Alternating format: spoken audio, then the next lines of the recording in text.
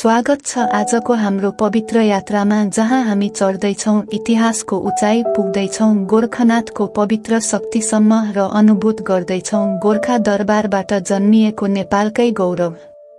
जहाँ इतिहास जन्मिएको छ, जहाँ तपस्याको ध्वनि अझै पनि हावासँगै बग्छ, त्यही पहाड हो गोर्खा।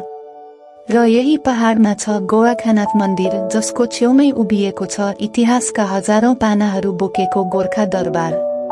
आजको यात्रामा हामी फर्कनेछौँ सयौं वर्ष अगाडि, जब यो पहाड वरिपरि केवल जंगल थियो, कुनै दरबार थिएन, कुनै बाटो थिएन, मात्र प्रकृतिको निशब्द शक्ति।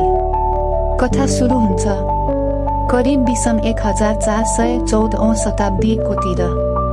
एक महायोगी गोरखानाथ नेपालका हिमाली क्षेत्रमा भ्रमण गर्दै शक्तिशाली ध्यानस्थ बन्ने स्थान खोज्दै थिए।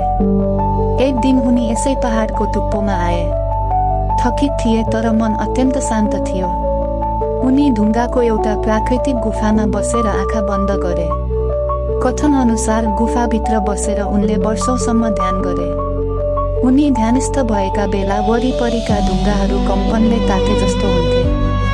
हावा स्थिर हुन्थ्यो र पहाड आफै पनि सुरक्षित जस्तो महसुस गर्थ्यो।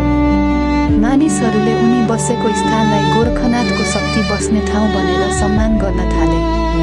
यही कारण स्थानको नाम गोरखनाथ गोर्खा बन्यो। राज्यको उदय। समय बित्दै गयो। गोरखनाथको उपस्थितिले यो स्थानलाई धार्मिक मात्र होइन, शक्तिशाली बनाइदियो। निकटै बसोबास गर्ने जनजातिहरूले यहाँ आफ्नो राजा स्थापना गरे। सबैभन्दा प्रसिद्ध राजा थिए राजा राम शाह, विक्रम सम्वत 1668 1688।